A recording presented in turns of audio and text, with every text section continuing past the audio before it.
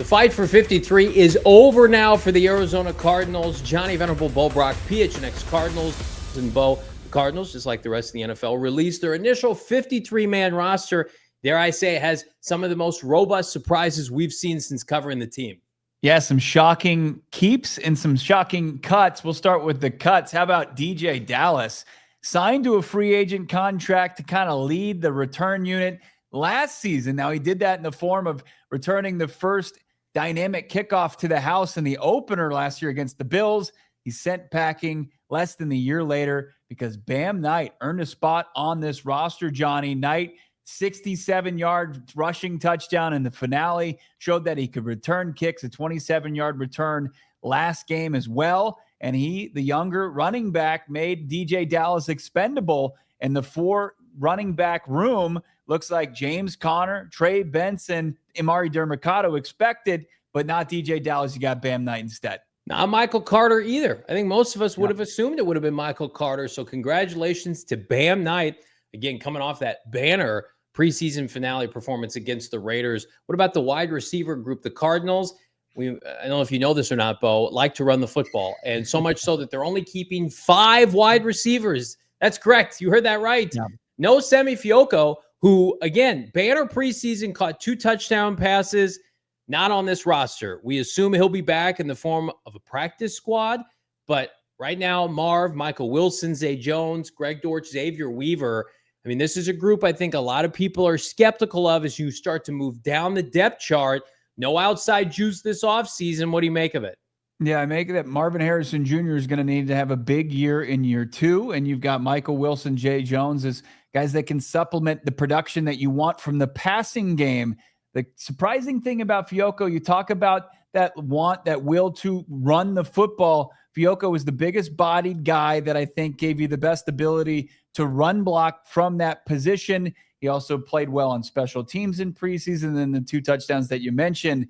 Great upside there, but he's a guy that's been in the league for over 4 years. He wasn't going to be subjected to waivers, so you could just sign him right back to your practice squad, given he doesn't get any opportunity to be on somebody else's 53-man roster. So you don't want to put a guy like Weaver on waivers as you kind of do the roster gymnastics here. So Fioco exits, but maybe not entirely closes the door on him staying within the organization. No changes to the quarterback room. Clayton Tune was cut earlier this week. We'll see what happens with QB3 in the practice squad. No changes at tight end either. Offensive line, though, again, one huge surprise. We knew he was going to be on the team eventually. Will Hernandez, not starting the year on PUP. He's on the active roster right now, Bo. He tore his ACL less than a year ago. The veteran standout guard came back to the Cardinals on a 1-year deal. Again, presumably the backup to Evan Brown, Isaiah Adams. But you look at Will Hernandez now, he's going to start practicing for this team. What do you make of it? I mean, this is a guy that had to pass a physical in order to get activated off PUP. He passed that physical, even as you said, under 12 months removed from this ACL injury. And we said it on the live show. I love this room. I know that you're going to have to maybe be patient with Will Hernandez, but maybe not as patient as initially anticipated. Yeah. But the starting 5, as the emergence of Isaiah Adams, who benefited from the Hernandez injury in a weird way. You like Kelvin Beachum at swing. And then John Gaines has had a strong camp in preseason. He gives you versatility and depth at all 3 interior spots, plus Miho. And then I like the upside of Josh Fryer, the undrafted rookie free agent from Ohio State, who was paired back with his position coach while en route to a national title last season. I really like this room. Christian Jones, Hayden Connor, both Texas alum guys going on IR with designation return. But I really like this offensive line. Yeah, Fryer, to me, has been like a steady presence that you just felt like had a chance to beat out Christian Jones outright. And again, I love Kelvin Beachum. It'd be great if we didn't see Beach at all this year. Big year for Jonah Williams. Big year for the offense in general. We're looking on the flip side now, the defensive line group.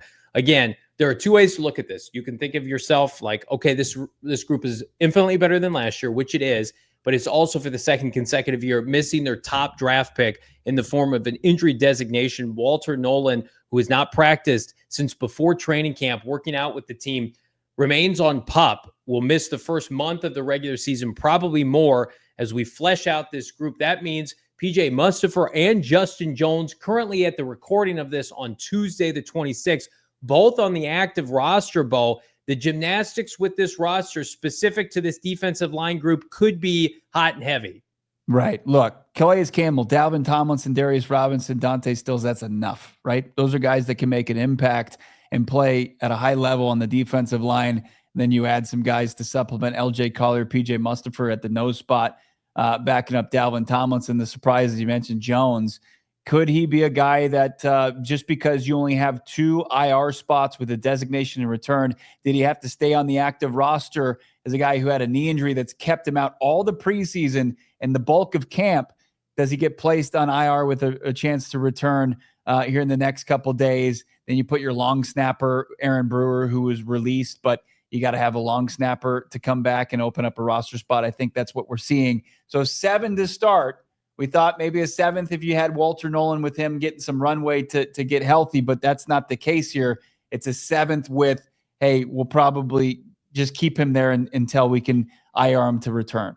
No real surprises at edge rusher, at least not right now. B. Joe Ojulari remains on PUP, so that group largely unchanged. Xavier Thomas, the 5th man of a group that I think we're pretty bullish on. Sweaty J, Sure. Zaven Collins, Browning, and Jordan Birch. Let's turn our attention to off-ball linebacker. Another shocker today. The Cardinals go heavy at off-ball linebacker with 4 for the first time under JG.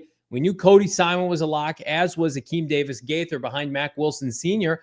Owen Pappo, 3rd-year linebacker, remains on the active roster for now. No shade at the 4th off-ball linebacker, Bo, but this feels like one of those position groups on the team where you're susceptible to a potential addition via waiver claim. Yeah, no doubt about it. And it's essential that Mac Wilson Sr. stay healthy as he makes the move to Mike linebacker. He's got the green dot. He's calling the defense, takes over for Kazir White. But then there's just, you don't know as far as the will linebacker. Akeem Davis-Gaither has been primarily a special teamer in his career. He didn't take a stranglehold on that job this preseason. Cody Simon, the 4th-round pick, needs some more seasoning.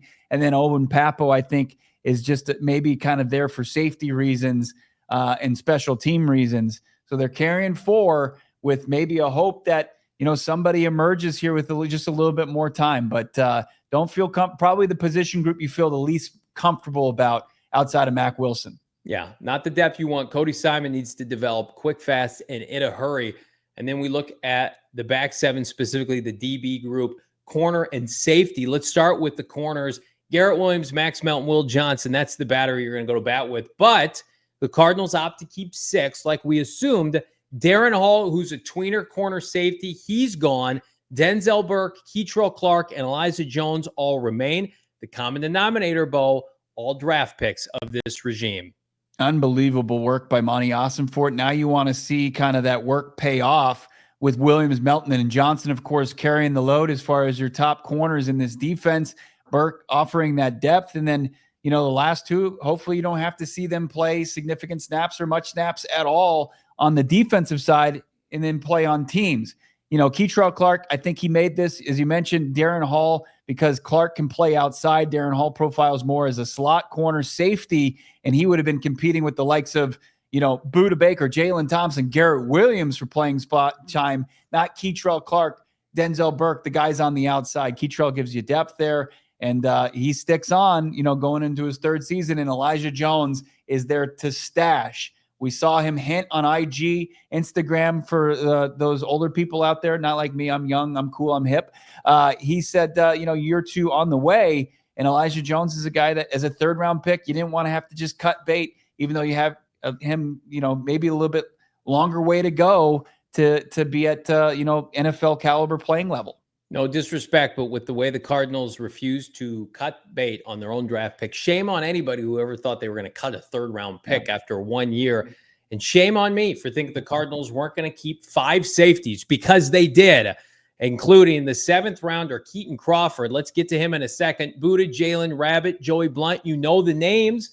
Joey Blunt, the special teams ace. A lot of turnover for Jeff Rogers' unit, which is why we assumed Keaton Crawford, the 7th rounder, safety out of Nevada, former Texas recruit once upon a time, we assume wasn't going to make the roster, yet here he is. And I think, again, You talk about somebody seizing a role. He has been one of the more impressive rookies in training camp. Of course, the interception in coverage against Kansas City has had glowing PFF marks. And of course, Bo can play special teams.